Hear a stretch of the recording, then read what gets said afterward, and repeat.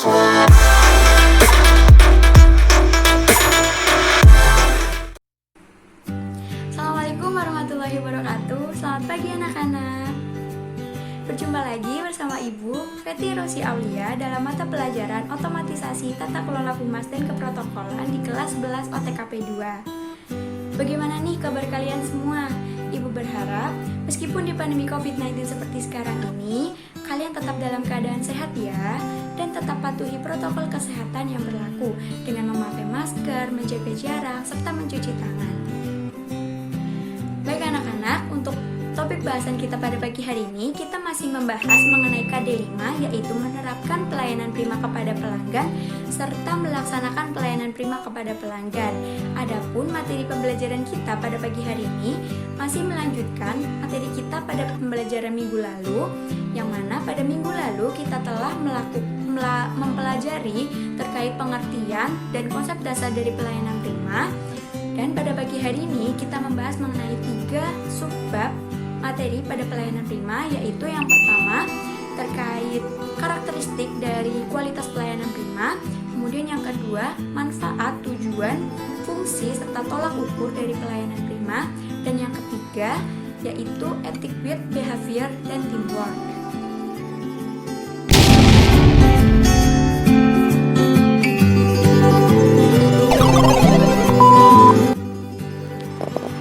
Baik anak-anakku, kita langsung masuk saja ke pembelajaran kita pada pagi hari ini, yaitu masih mengulas mengenai bab 5 terkait pelayanan prima.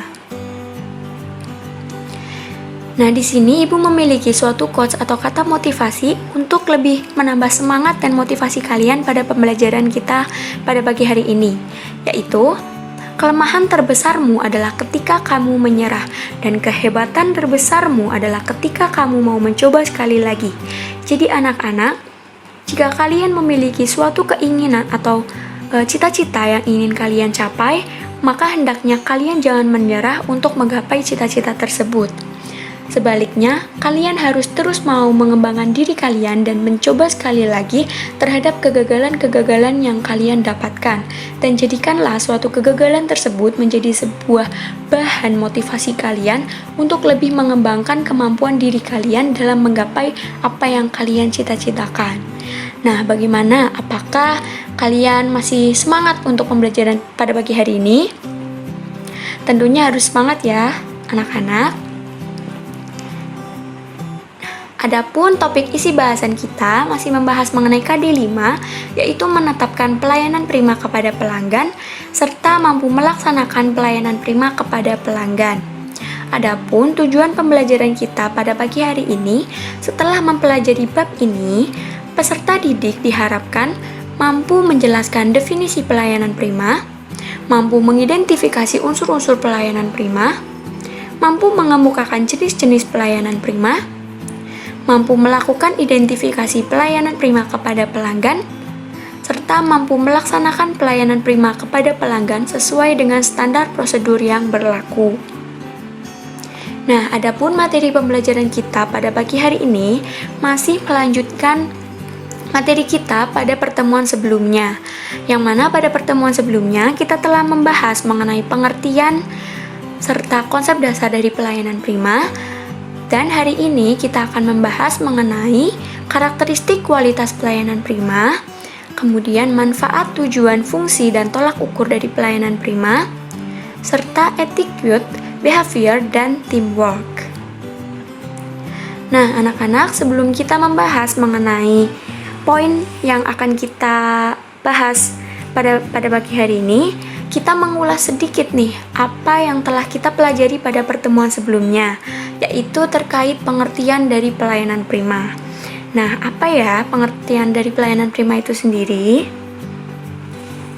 Jadi, pelayanan prima itu sendiri merupakan suatu upaya instansi atau organisasi atau penyedia barang dan jasa dalam menyampaikan suatu informasi, pelayanan, dan produk itu sendiri kepada konsumen dengan sebaik-baiknya sehingga konsumen dapat merasa puas terhadap apa yang telah diberikan.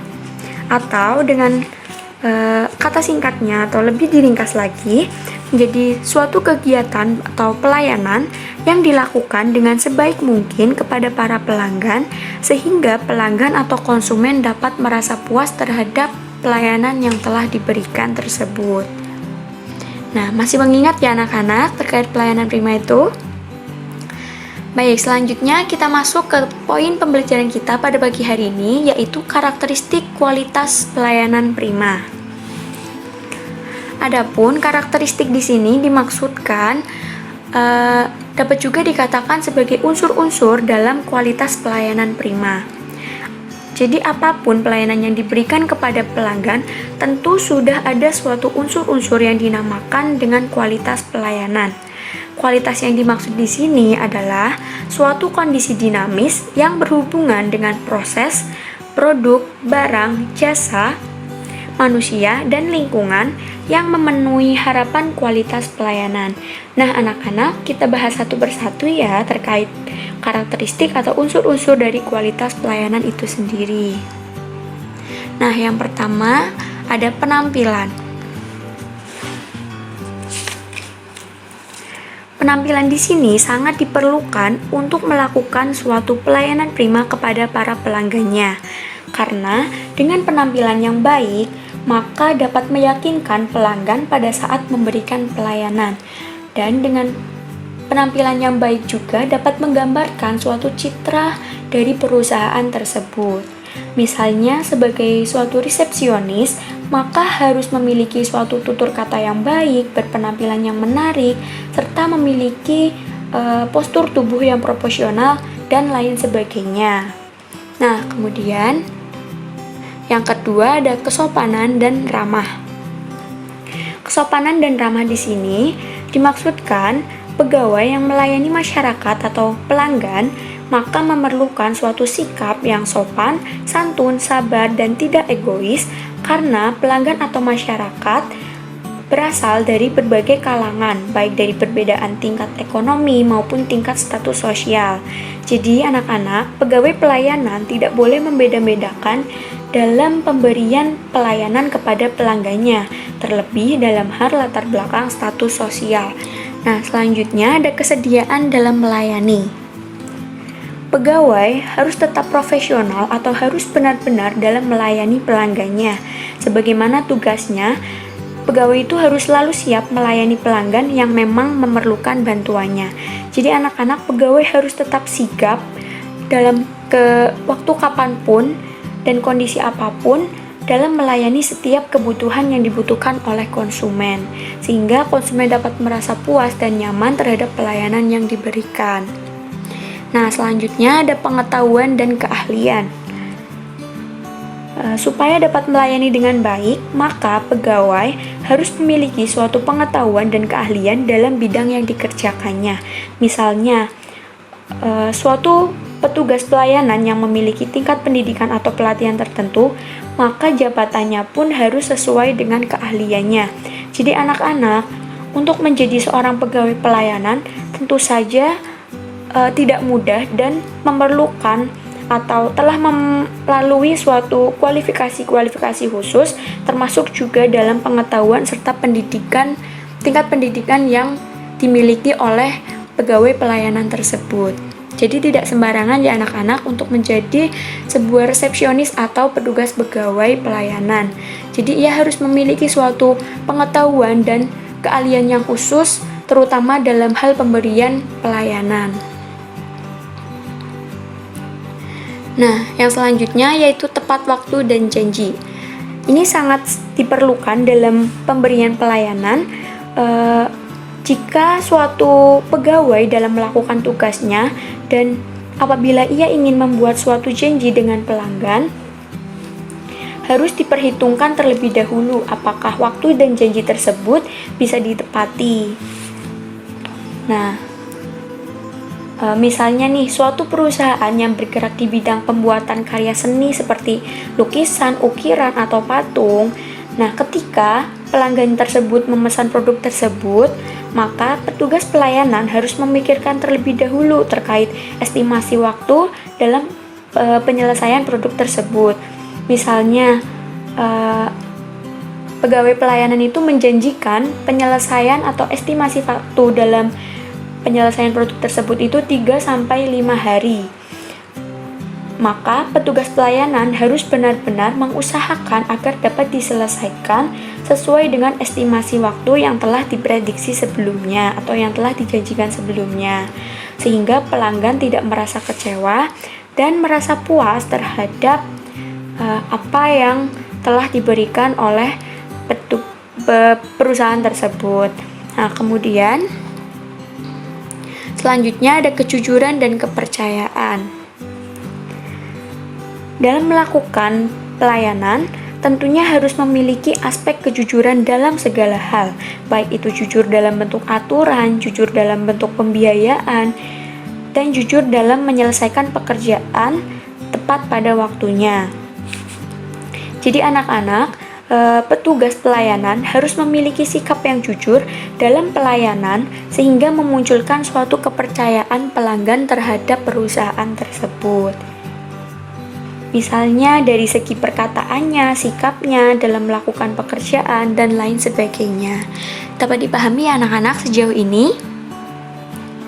Nah, selanjutnya ada efisien.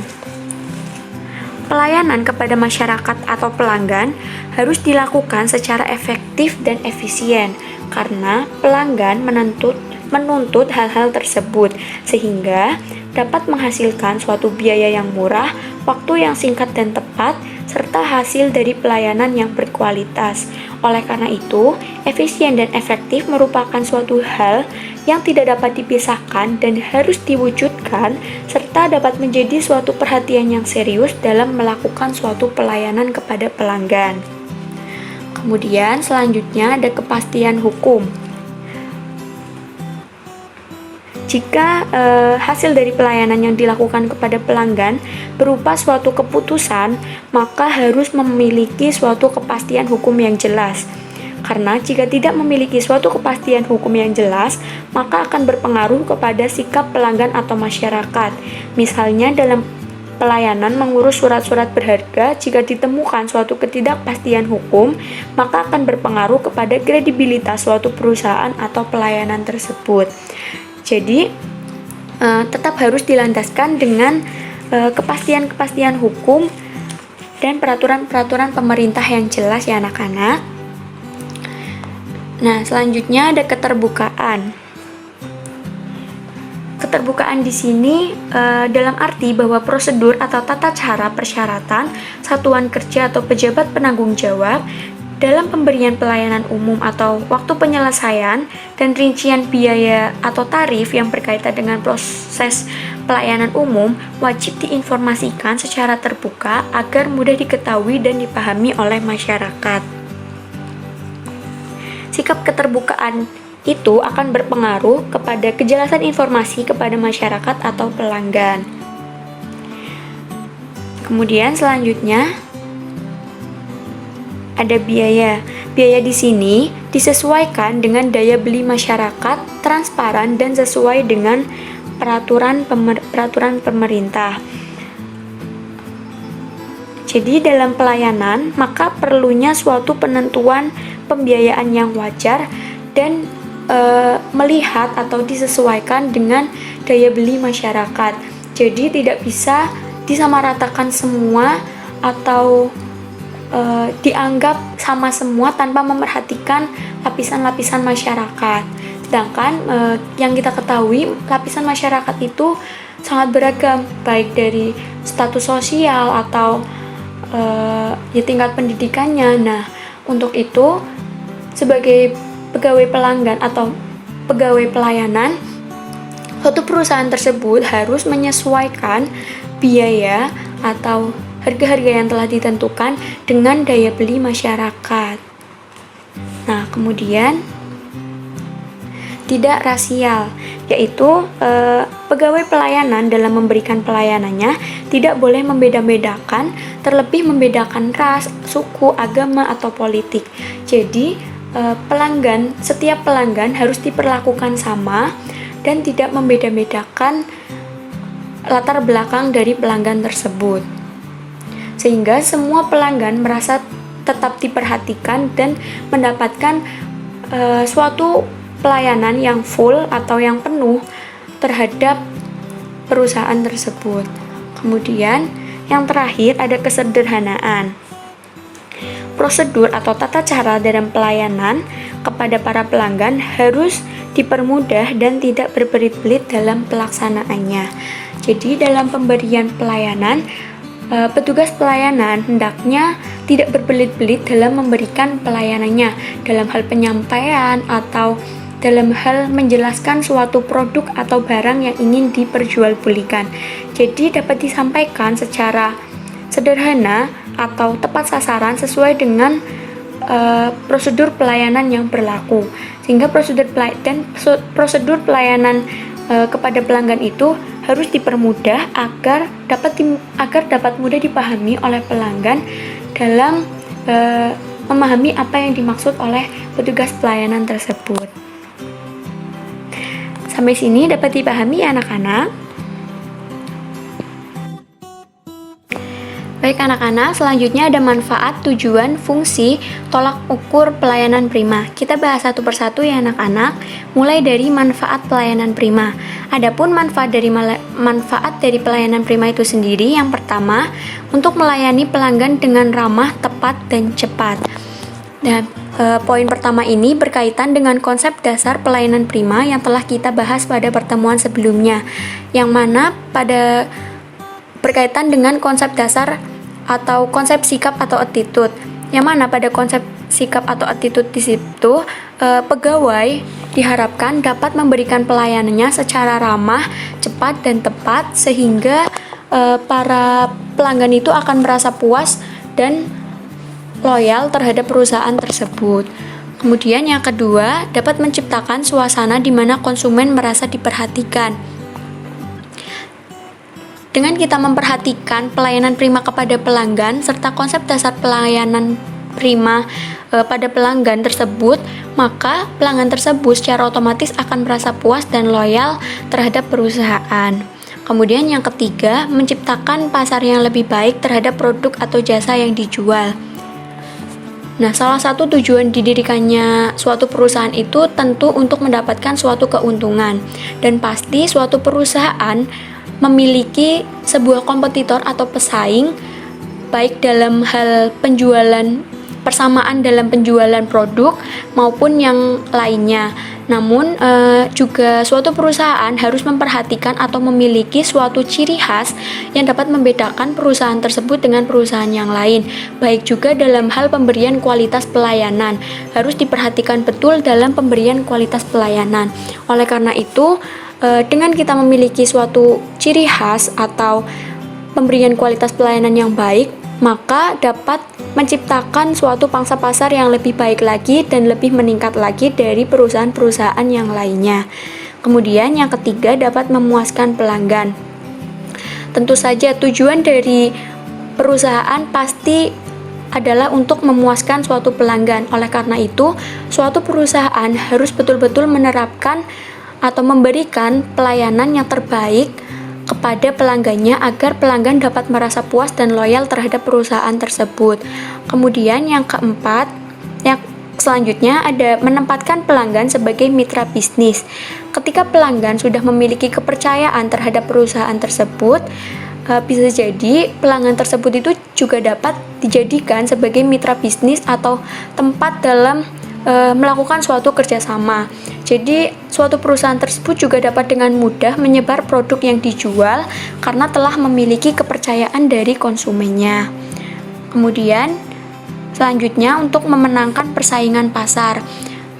Memenangkan persaingan pasar di sini berkaitan halnya dengan suatu perusahaan harus memiliki suatu ciri khas atau suatu pemberian kualitas pelayanan yang beda dari perusahaan-perusahaan yang lain atau yang menjadi kompetitornya, sehingga suatu perusahaan tersebut dapat memenangkan suatu persaingan pasar dan dapat mendapatkan kepercayaan konsumen, sehingga konsumen juga akan merasa loyal terhadap perusahaan tersebut dan lebih memilih perusahaan tersebut daripada perusahaan-perusahaan yang lain.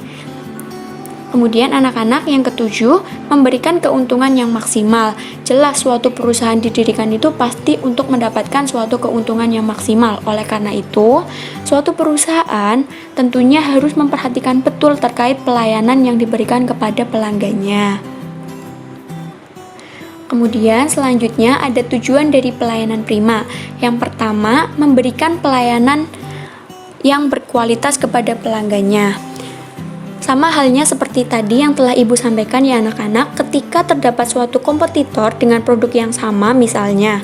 Nah, untuk membedakannya itu dapat dilakukan dengan cara perusahaan tersebut menunjukkan suatu ciri khas dan memberikan suatu pelayanan atau pelayanan yang berkualitas yang dapat membedakan perusahaan tersebut dari perusahaan lain. Jadi pelanggan itu akan lebih memilih perusahaan tersebut dari perusahaan-perusahaan lain yang menjual produk yang sama. Kemudian yang kedua, untuk membantu pelanggan dalam mengambil keputusan. Contohnya kita ambil contoh misalnya pelanggan itu membutuhkan suatu saran untuk memilih produk yang ia butuhkan. Maka dari itu, suatu karyawan, anak-anak harus benar-benar mengetahui terkait produk yang ditawarkan tersebut, sehingga apabila terdapat kasus seperti yang Ibu sampaikan tadi, karyawan itu dapat membantu pelanggannya dalam memilih suatu produk atau jasa yang ingin dibeli. Kemudian selanjutnya, menumbuhkan rasa percaya pelanggan kepada produk yang ditawarkan, yang mana karyawan itu harus benar-benar mengetahui terkait produk yang hendak ditawarkan, sehingga dapat dengan jelas dalam menjelaskan produk atau jasa yang hendak dikeluarkan atau ditawarkan kepada pelanggan.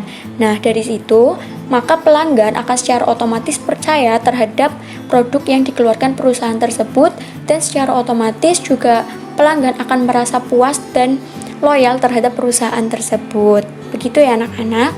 Kemudian selanjutnya, menumbuhkan kepercayaan dan kepuasan pelanggan. Nah, ini sama halnya dengan poin yang kedua dan ketiga tadi, di mana dengan pelayan atau pegawai itu dapat memberikan penjelasan terkait produk atau jasa yang dikeluarkan, maka akan menumbuhkan suatu kepercayaan kepada pelanggan untuk bersikap loyal terhadap perusahaan tersebut. Kemudian menghindari terjadinya tuntutan atau aduan dari pelanggan. Nah, misalnya pelanggan itu datang ke suatu perusahaan tersebut, namun pegawainya itu hanya diam saja dan membiarkan pelanggannya itu memilih produk yang ditawarkan sendiri atau tidak inisiatif untuk menawarkan bantuan kepada pelanggan tersebut. Nah, itu dapat menjadi suatu kritikan atau suatu penilaian tersendiri dari pelanggan kepada perusahaan tersebut. Namun juga perusahaan harus tetap mau menerima saran atau kritik dari pelanggan untuk lebih meningkatkan kualitas dari perusahaan tersebut agar lebih baik lagi. Tetapi juga sebisa mungkin perusahaan harus meminimalisir dengan melakukan atau memberikan pelayanan yang semaksimal mungkin. Dapat dipahami ya anak-anak sejauh ini? Kemudian yang keenam, konsumen atau pelanggan merasa diperhatikan. Nah, hal ini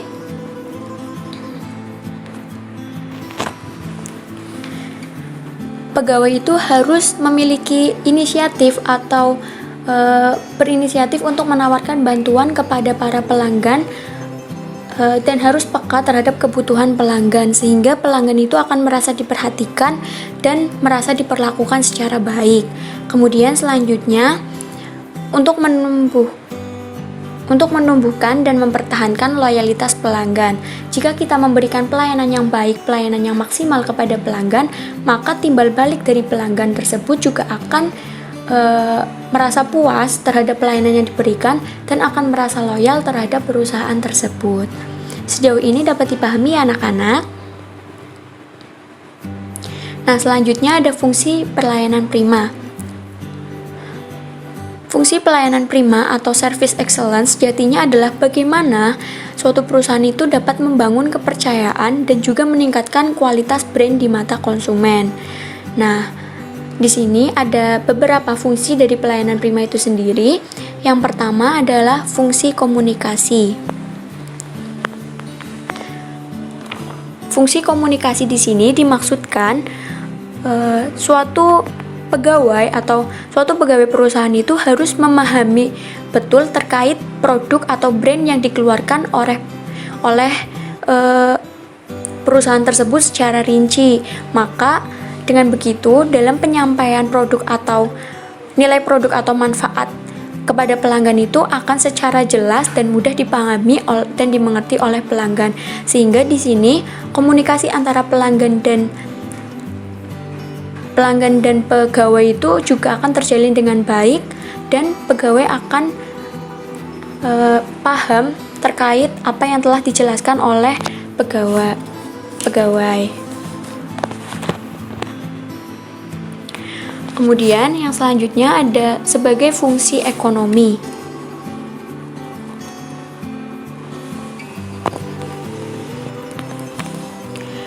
Nah, fungsi ekonomi di sini itu sendiri berkaitan dengan keuntungan dari suatu perusahaan. Jadi, dengan pelayanan yang baik, dengan perusahaan memberikan pelayanan dan kualitas pelayanan yang baik kepada pelanggan, maka konsumen itu akan merasa percaya dan loyal terhadap perusahaan tersebut. Dan dengan konsumen loyal terhadap perusahaan tersebut, maka secara otomatis juga akan menambah keuntungan suatu perusahaan tersebut. Kemudian selanjutnya ada fungsi penilaian. Ketika perusahaan mempunyai suatu ciri khas atau kualitas pelayanan yang baik, maka akan mempengaruhi keputusan konsumen dalam memilih layanan di antara perusahaan-perusahaan lain yang juga memiliki produk atau usaha yang sama. Kemudian yang selanjutnya ada fungsi persaingan. Jadi anak-anak, pastikan suatu perusahaan itu memiliki suatu kompetitor perusahaan. Nah, mungkin perusahaan mengeluarkan produk yang sama atau juga yang berbeda. Nah, perusahaan tersebut tentunya harus memiliki suatu ciri khas dan kualitas dari pelayanan prima yang diberikan. Jadi harus memiliki suatu pelayanan prima yang bagus dan pelanggan itu akan percaya, dan hal tersebut itu akan dijadikan sebagai tolak ukur konsumen, karena apabila kualitas pelayanan prima yang diberikan juga buruk, maka konsumen juga akan memilih perusahaan lain. Jadi perusahaan tentunya harus memberikan pelayanan prima yang maksimal sehingga konsumen itu juga akan merasa loyal terhadap perusahaan tersebut. Nah, kemudian di sini ada beberapa tolak ukur dari pelayanan prima itu sendiri. Yang mana dalam melakukan pelayanan prima, maka ada tolak ukur yang harus digunakan untuk mengukur seberapa prima layanan yang diberikan kepada konsumen. Adapun tolak ukur yang dapat digunakan, yang pertama adalah transparansi. Nah, transparansi di sini adalah pelayanannya terbuka, mudah diakses, dan juga mudah dimengerti. Artinya, konsumen itu dapat mengetahui apa yang mereka dapat dan perusahaan dapat mengetahui segala proses pelayanan yang terjadi. Contohnya adalah dengan misalnya ada suatu pelanggan membeli suatu sampo. Nah, jadi pelanggan tersebut itu harus mengetahui terkait komposisi atau fungsi dari produk yang dibeli tersebut. Misalnya sampo tersebut untuk menghilangkan ketombe atau untuk melebatkan rambut dan lain sebagainya. Jadi pegawai di sini juga harus mengetahui atau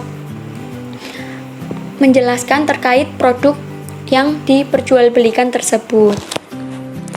Nah, di sini terdapat suatu transparansi atau keterbukaan antara pelanggan dengan pelayanan yang diberikan. Kemudian selanjutnya ada tanggung jawab. Nah, setiap perusahaan ya anak-anak pasti memiliki SOP atau standar operasional perusahaan dalam misalnya suatu perusahaan itu memiliki SOP dalam berbusana, dalam berkomunikasi, dalam bertingkah, maupun lain sebagainya. Nah, maka dari itu, suatu pelayanan juga harus diperhatikan dan disesuaikan dengan etika dan standar yang telah ditentukan oleh perusahaan tersebut. Kemudian selanjutnya ada kondisi, di mana kondisi di sini adalah pelayanan harus disesuaikan dengan kondisi dan kemampuan pemberi dan penerima layanan. Contohnya saja misalnya suatu perusahaan mobil, kita sebagai pemberi pelayanan melihat dari segi penampilan pelanggan tersebut. Misalnya pembeli tersebut adalah manajer atau pemilik perusahaan. Nah, maka kita dapat menyesuaikan produk yang ditawarkan dengan penampilan atau dengan latar belakang dari pelanggan tersebut. Kemudian selanjutnya ada partisipatif. Maksud dari partisipatif di sini adalah pelayanan harus bersikap dua arah, di mana memperhatikan pelanggan dan lingkungan sekitar. Suatu perusahaan sebelum dibangun itu tentu memiliki suatu AMDAL atau analisis dampak lingkungan, dan harus memperhatikan juga apakah perusahaan tersebut memberikan dampak pada lingkungan. Misalnya perusahaan tersebut dibangun itu nantinya akan menimbulkan suatu limbah, atau limbah tersebut akan disalurkan ke mana, atau juga bahkan terdapat suatu penguraian limbah sehingga perusahaan tersebut tidak mengganggu lingkungan sekitar. Nah, jadi harus diperhatikan ya anak-anak, harus diperhatikan terkait dengan lingkungan dan juga memperhatikan pelanggan dengan cara memberikan pelayanan terbaik itu tadi. Nah, kemudian kesamaan hak. Pelayanan di sini harus bersikap adil atau tidak memandang status sosial, agama, ras maupun suku dan lain sebagainya. Jadi, pemberi pelayanan di sini harus memperlakukan sama dalam memberikan pelayanan tanpa membeda-bedakan status sosial, agama, ras atau suku. Kemudian selanjutnya adil. Adil dalam pemberi layanan dan penerima layanan. Sama seperti halnya tadi, jadi pegawai pelayanan itu harus memberikan pelayanan yang sama tanpa membeda-bedakan status sosial, agama, ras maupun suku. Kemudian selanjutnya ada beberapa hal yang harus dilakukan oleh customer service dalam memberikan pelayanan prima. Yang pertama, dapat menguasai informasi tentang perusahaan beserta produk atau jasa yang dijual. Seperti yang Ibu sampaikan tadi, jadi pegawai pelayanan itu harus mengetahui terkait informasi dari produk yang ditawarkan tersebut, sehingga apabila terdapat suatu pelanggan yang menanyakan atau meminta saran terkait produk yang hendak dibeli, pegawai pelayanan dapat menjelaskan secara jelas dengan memberikan penjelasan yang mudah dimengerti dan meyakinkan para pelanggan untuk membeli produk atau jasa tersebut. Kemudian yang kedua, dengan mengenali siapa klien atau pelanggan dan apa kebutuhan mereka. Pegawai pelayan di sini harus mengenali terlebih dahulu siapa klien dan kebutuhan yang mereka butuhkan, sehingga nanti dapat disesuaikan dengan pemberian produk yang hendak ditawarkan kepada pelanggan tersebut. Kemudian selanjutnya, memberikan pelayanan secara ramah, sopan, dan menggunakan bahasa yang mudah dipahami. Ini sama seperti yang telah Ibu sampaikan di awal tadi, berkaitan dengan konsep attitude atau ramah. Konsep attitude atau sikap, yang mana dalam memberikan pelayanan, pegawai pelayanan harus memberikan pelayanan secara ramah, sopan, dan melakukan suatu komunikasi yang mudah dipahami, sehingga pelanggan akan merasa puas terhadap pelayanan yang telah diberikan. Kemudian selanjutnya, dengan mendengarkan keluhan, baik dengan berupaya memberikan solusi secara tepat maupun tepat.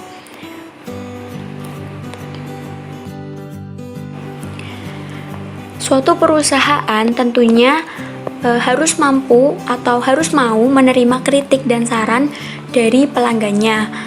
karena hal tersebut tentunya dapat membantu untuk meningkatkan kualitas dari perusahaan tersebut agar dapat lebih baik lagi. Dan tentunya apabila suatu pegawai pelayanan telah mendapatkan keluhan atau komplain dari pelanggan tersebut, dapat sebaik mungkin dapat memberikan solusi secara tepat dan tepat kepada pelanggan tersebut, sehingga pelanggan tetap merasa puas dan tidak memilih perusahaan lain dalam melakukan transaksinya.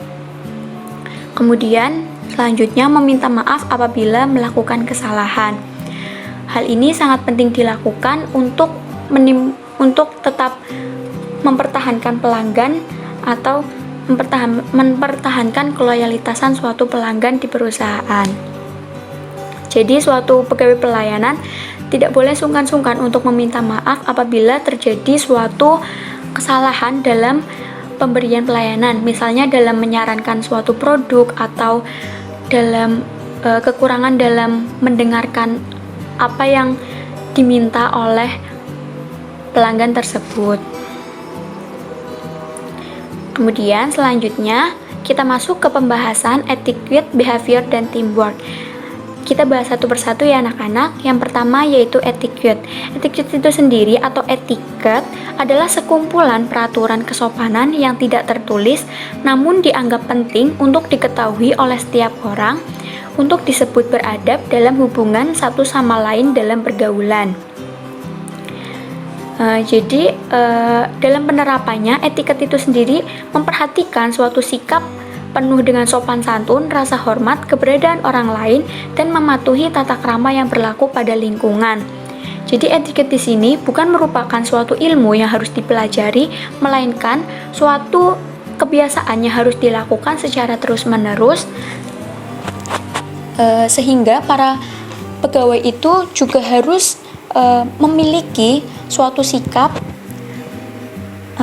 sopan santun, rasa hormat terhadap keberadaan orang lain, dan tetap mematuhi tata krama yang berlaku pada lingkungan, sehingga dalam menghadapi pelanggan itu akan merasa diperhatikan dan merasa nyaman dengan sikap yang diberikan oleh pegawai pelayanan itu sendiri. Kemudian selanjutnya ada behavior. Behavior di sini adalah suatu sikap atau tingkah laku kita sehari-hari, yang mana kadang-kadang sikap ini dibentuk oleh latar belakang keluarga, baik itu pendidikan maupun media yang kita konsumsi. Nah, jadi suatu perusahaan ketika melakukan perekrutan di awal juga harus memperhatikan latar belakang keluarga dari pegawai pelayan itu sendiri, kemudian dari pendidikan atau tingkat pendidikannya, serta media yang dikonsumsi. Media yang dikonsumsi di sini itu dimaksudkan adalah sosial media yang dimiliki oleh pegawai itu sendiri, yang mana sosial media itu dapat menggambarkan suatu sikap atau kebiasaan dari pegawai pelayanan. Apabila sosial media yang digambarkan atau yang ditunjukkan itu baik, maka hal tersebut juga menggambarkan suatu karakter atau sikap yang kebiasaan atau sikap yang dilakukan oleh pegawai pelayanan itu sendiri. Kemudian selanjutnya ada teamwork atau kerjasama. Ini sama halnya dengan Bhinneka Tunggal Ika, yang mana suatu perusahaan itu tidak melakukan, apabila suatu perusahaan tidak melakukan kerjasama atau berpegang teguh pada pemikiran sendiri-sendiri dalam memberikan suatu pelayanan, itu akan terasa sulit dalam memberikan pelayanan yang maksimal. Oleh sebab itu, dalam suatu perusahaan tentunya harus saling bekerja sama dalam memberikan suatu kualitas pelayanan kepada pelanggan, sehingga suatu tujuan dari perusahaan itu juga dapat dicapai secara bersama-sama. Nah, selanjutnya ada kesimpulan dari pembelajaran kita pada pagi hari ini. yaitu yang mana pegawai suatu perusahaan harus memiliki suatu kepribadian dan sikap profesional yang baik dalam melaksanakan tugasnya. Selain itu, pegawai juga harus memperhatikan penampilannya karena penampilan seorang pegawai yang baik akan mampu menciptakan kesan yang baik di mata para pelanggan dan menjadi salah satu hal penting untuk menciptakan citra baik suatu perusahaan. Dan pegawai juga perlu untuk mengetahui dan memahami terkait etiket, perilaku, dan bekerja sama dalam sebuah organisasi atau perusahaan, karena hal tersebut merupakan penentu kesuksesan suatu bisnis. Oleh sebab itu, dalam pembentukan teamwork harus diperhatikan kinerja anggotanya juga. Orang-orang yang berada di dalam suatu teamwork harus memiliki suatu etiket atau perilaku yang baik dan mendukung sikap dan rasa kebersamaan agar bisa bekerja sama dalam membangun dan mengelola bisnis yang sedang berjalan, sehingga bisnis tersebut dapat bertahan lama di tengah persaingan global seperti sekarang ini. Sejauh ini dapat dipahami ya anak-anak? Nah, mungkin cukup sekian pembelajaran kita pada pagi hari ini mengenai karakteristik kualitas pelayanan prima, kemudian fungsi, tujuan, manfaat, serta tolak ukur dari pelayanan prima, dan etiquette, behavior, dan teamwork. Harapannya dengan kalian mempelajari pembelajaran kita pada pagi hari ini, kalian dapat memahami terkait karakteristik kualitas pelayanan prima, dapat memahami manfaat, tujuan, fungsi, serta tolak ukur dari pelayanan prima, serta dapat memahami etiquette, behavior, dan teamwork. Nah, mungkin cukup sekian pembelajaran kita pada pagi hari ini. Mohon maaf apabila terdapat banyak kesalahan dalam penjelasan, dan apabila terdapat materi atau penjelasan ibu yang kurang, dapat kita diskusikan di room chat atau obrolan kita pada obrolan kelas, atau kalian juga dapat menuliskannya pada kolom komentar. Baik, ibu tutup pembelajaran kita pada pagi hari ini. Tetap semangat untuk pembelajaran kita dan tetap semangat untuk pembelajaran-pembelajaran selanjutnya. Baik, ibu tutup. Assalamualaikum warahmatullahi wabarakatuh.